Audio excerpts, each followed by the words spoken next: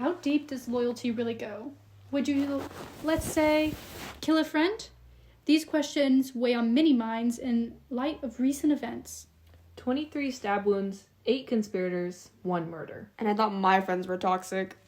He looks into the eyes of his best friend, filled with hatred and despair. 3 words fall from his mouth before his whole world crumbles. Et tu, Brute?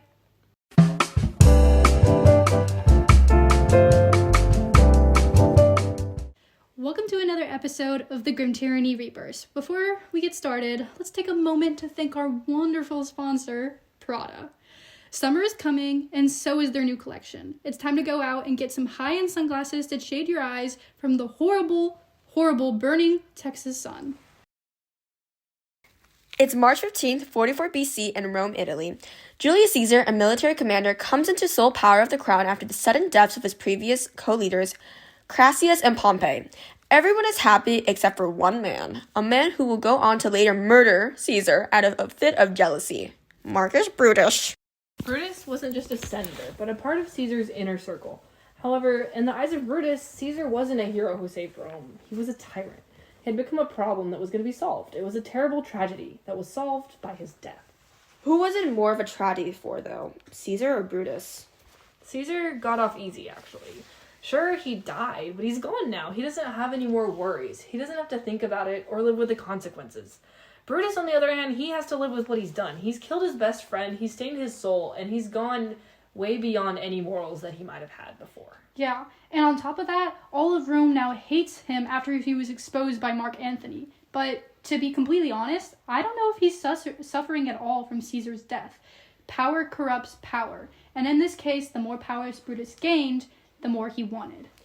Okay, but Cassius sort of painted this entire tragedy by emotionally manipulating and streamlining his actions by inflating his ego. I read about this philosophical study that shows the human's nature in this time of age, especially in Rome after the war. The term for killing through threatening incites fear, similar to how war and weapons create silencing people. But if you take this into context, many people are sort of immune to fear and tolerate it now. So Cassius was like, this isn't going to strike him to the heart. So this is why I kind of think Cassius is so slept upon throughout this story. Because he knew that Brutus's biggest insecurity is incompetence. All he needed was to say, Brutus and Caesar, what should be in that, Caesar, to ignite this yearning for self-respect and dignity. Definitely part of the reason Cassius was able to convince Brutus to join his group of conspirators was that he insulted his honor. Brutus really loved his honor, and he only needed that strike of a match to explode. Inflaming his doubts about Caesar's leadership was easy for Cassius. All Brutus had to do was convince himself that it was for the greater good, that he loved Rome more than he loved his friend. This is actually a tactic we see with a lot of murderers or even dictators, with moral psychology, really, finding that people will often justify corrupt actions by comparing themselves to greater evils and saying, oh, it's not as bad, especially if I'm doing it for the good of everyone else. Not that I love Caesar less, but I loved Rome more. Let's carve Caesar as a dish for the gods. He's justifying it, to himself more than to others at this point, as a way to cope with what he's done. The more he does this, the more his morals change to embody corruption, which, coincidentally, was exactly what he wanted to get rid of.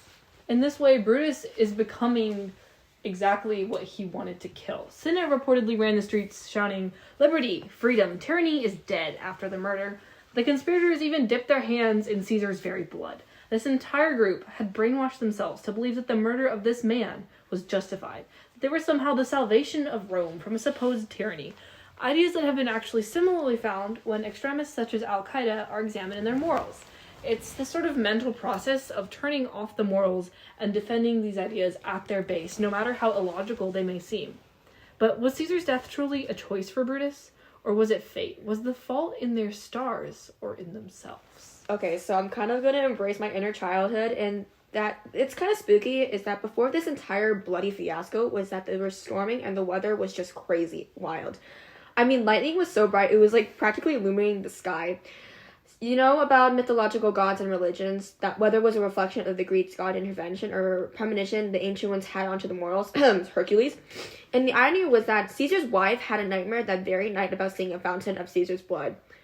I would have cried if I saw that. But anyways, they viewed this as a bad omen, so the conspirators of Rome, including Cassius, would it be called an excuse or maybe an element of evidence to exterminate or silence him due to his arrogant nature.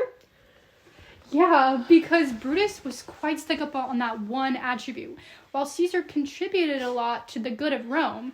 However, especially during these times, he might have been perceived as a coward for staying home based on, well, merely a storm. He himself said that cowards die many times before their death, and the valiant taste death but once. He's becoming more arrogant, really, is what we see as he gains power.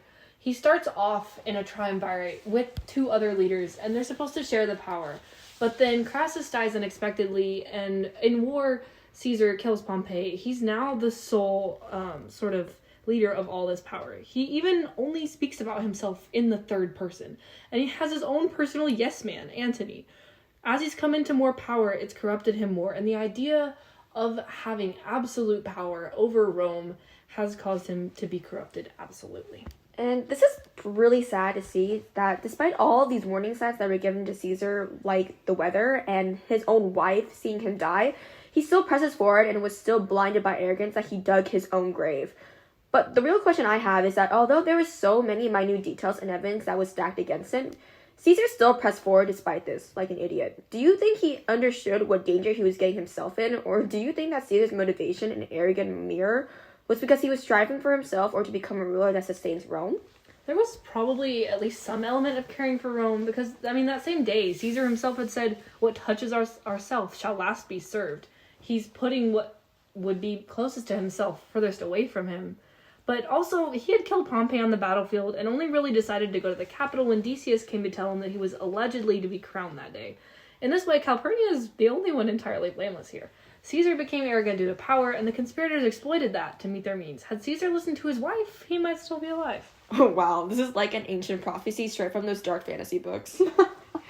We could also take into account how many conspirators were preaching about the Ides of March, which, coincidentally, was the day Caesar was murdered. Almost like a weather forecast. They knew the storm was coming before it was even in view. Caesar, he really was the debt that was paid, according to the conspirators.